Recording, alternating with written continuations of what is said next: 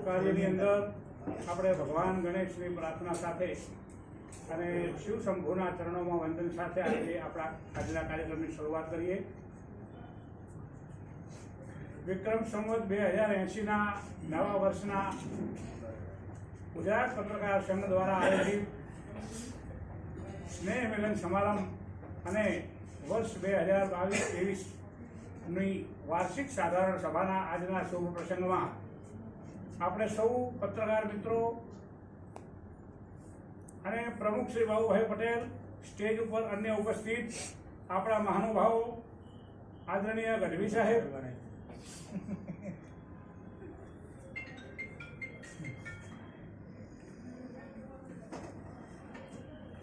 આદરણીય ગઢવી સાહેબ,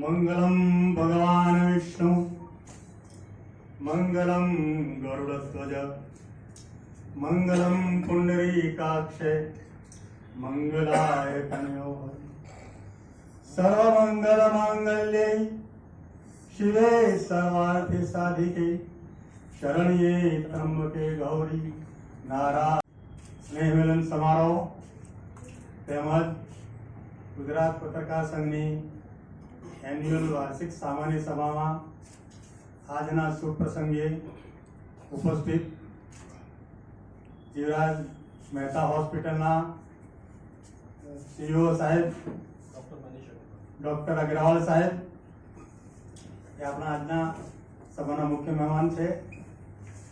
આપણા પરમ આદરણીય ગુજરાત પત્રકાર સંઘના સ્થાપના સમયથી માંડીને આજ સુધી રાહબર રહેલા એવા યશવંતભાઈ મહેતા સાહેબ આપણા દાદા કહેવાયા.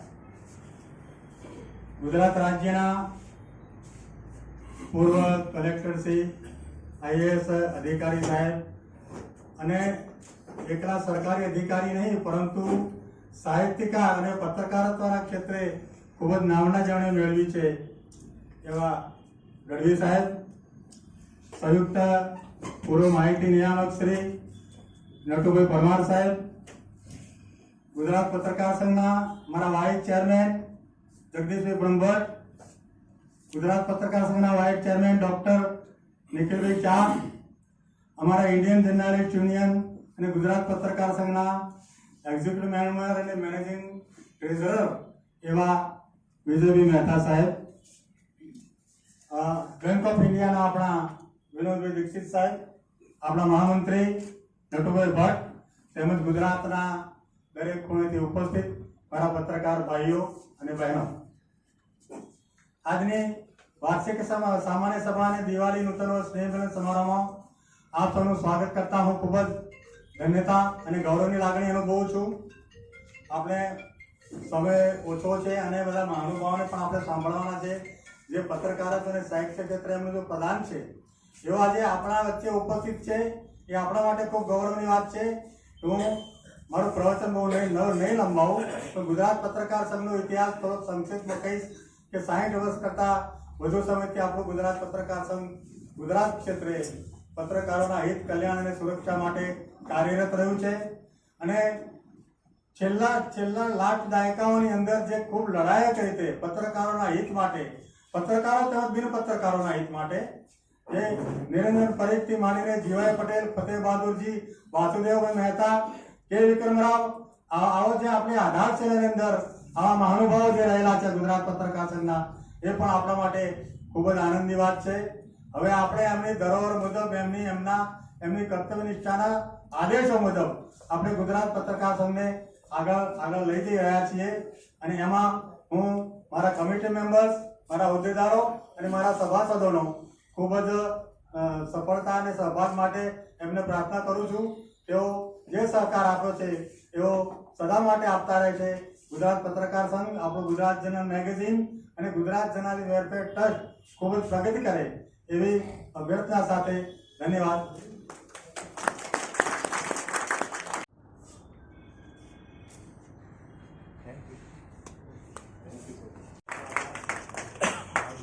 મારું સત્કાર કવિની અવાજ, મલકા, નિષાદ જેવી અનેક અંદાજે 20 થી પણ વધારે પુસ્તકોના સર્જક લેખકનું બહુમાન કરવા માટે હું આપણા સંસ્થાના ઉપપ્રમુખ શ્રી જગદીશભાઈ બ્રહ્મભટ્ટને વિનંતી કરું.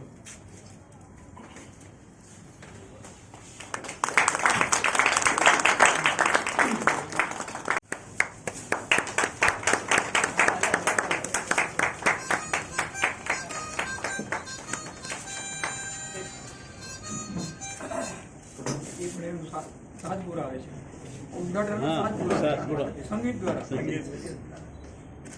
किसी का दर्द मिल सके तो ले जीना इसी का नाम.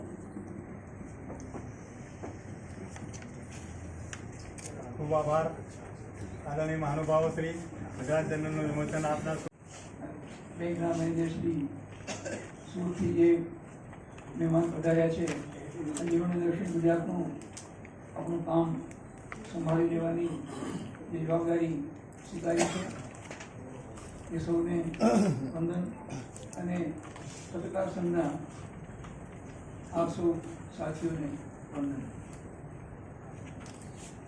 હમણાં જ વાત થઈ કે 400 જેટલા આપણા અત્યારે સભ્યો હોય છે. નવા વર્ષમાં કેટલા થશે ખબર નથી. એ પણ વાત થઈ. એક સમયે 700-800 અને 1000 સુધી સભ્ય સંખ્યા પહોંચી હતી. કયા કારણોસર આ સભ્ય સંખ્યા 1000માંથી ઓછી થતી 400 સુધી પહોંચી છે એની વિશે આપણે સૌએ આત્મચિંતન કરવું જરૂરી છે. એક તો જે નવી ટેકનોલોજી છે એ નવી ટેકનોલોજી આપણને મળે છે. ઘણા ખરા પત્રકારો ઓફિસમાં આવ્યા વગર પત્રકારત્વ કરી શકે છે. સુરતનું એક દૈનિક છે કે જેની અંદર મેં જોયું છે કે 2-3 પત્રકારોથી આખું દૈનિક ચાલે છે. એટલે પત્રકારો જ ઓછા થતા જાય છે. એટલે આપણો અત્યારે જે આધાર છે તે મુખ્યત્વે તો જેને મોફસિલ પત્રકારો કહીએ, બહારગામ એટલે અંતરિયાળ, આપણા રાજ્યના અંતરિયાળ જે નગરો, શહેરો અને નાના ગામ ત્યાંથી જે અખબારો નીકળે છે એ અખબારોની સાથે સંકળાયેલા મિત્રો આપણા સભ્ય બને છે. એટલે પહેલું તો આપણે એ કરવું પડશે કે આ સભ્ય સંખ્યા કેમ વધે. કારણ કે બહુ જુદી કહેવત છે, સભ્ય શક્તિ કરવું જોઈએ. સંઘની અંદર શક્તિ છે, સભ્ય જેમ મોટો એમ શક્તિ વધારે, અને એમ આપણી માંગો હોય, આપણી જરૂરિયાતો હોય, આપણા જે અધિકારો હોય એ મનાવવાની શક્યતા વધારે. જ્યાં સુધી લડાયકતા નથી. મારો મિત્ર જે જેનું નામ લીધું એને હું પત્રકારત્વનું શહીદ કહીશ. પત્રકારોના હિતોના માટે થઈ અને એને એટલા બધા ઉજાગરા કર્યા, એટલા બધી દોડધામ કરી કે માત્ર 43ની ઉંમરે એ શહીદ થઈ ગયો.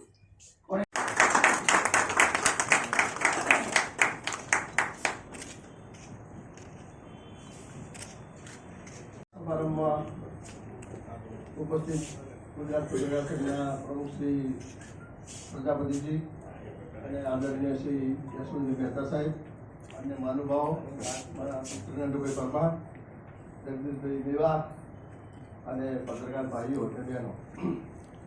જગદીશભાઈનો જ્યારે મારી પર ફોન આવ્યો કે સાહેબ અમારું પત્રકાર સંઘનું સ્નેહ મિલન છે અને આપ આવો, એટલે મેં પહેલું એ જ કહ્યું ભાઈ હું તો પત્રકાર છું નહીં અને કેમ મને બોલાવો છો.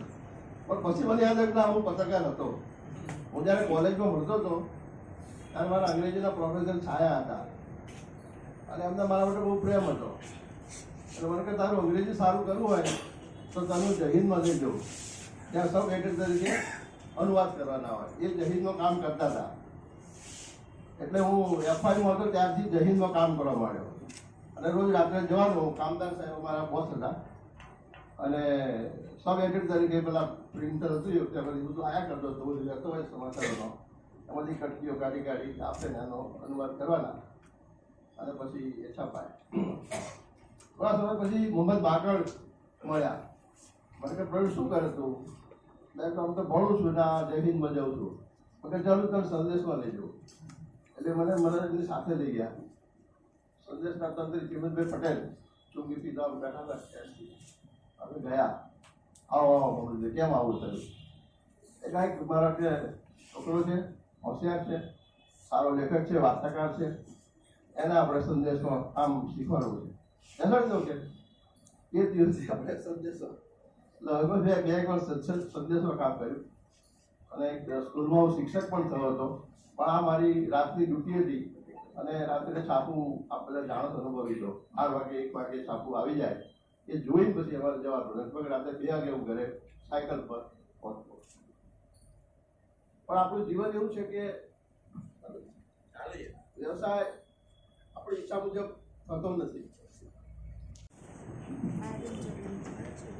गुजरात पत्रकार संघ के सभी अधिकारियों को एवं एग्जीक्यूटिव कमेटी मेंबर्स को तथा डायस पर उपस्थित विशिष्ट अतिथिगण एवं इस हॉल में उपस्थित पत्रकार भाइयों और बहनों को मेरा सादर नमन।